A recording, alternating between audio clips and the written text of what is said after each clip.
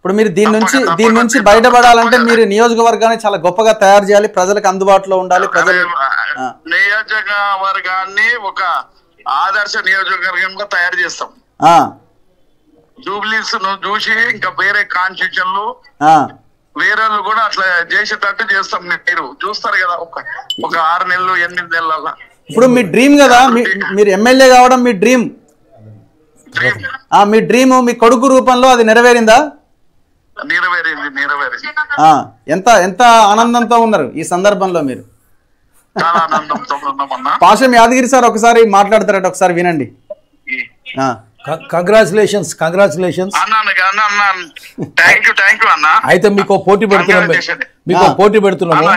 మీరు కేటీఆర్ ఇద్దరు కలిసి దంగల్లో దిగి లాల్ మట్టిలో నిల్చొని ఇక్కడ ఎవరైనా ఛాలెంజ్ ఇప్పుడు కూడా కొట్లాడతారు. 67 ఏళ్ళు ఉన్నా ఇప్పుడు కూడా ఆడు కూడా ఉన్నాడుగా కౌశిక్ రెడ్డి గాడు, వాడు వీడు దంగలు పెడతా, దంగల్లో ఎవరినో కొట్లాడమని ఇప్పుడు కూడా కొట్లాడతా.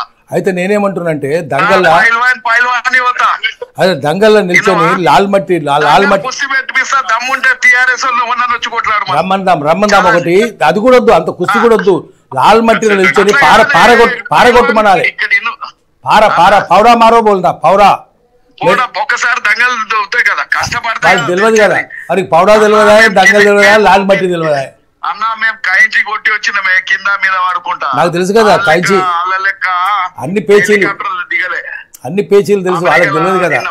అవును, కల్చర్ తెచ్చినానికి వానికి ఏం తెలుసా సన్నాసికి, వానికి ఏం తెలియదు వాళ్ళకి.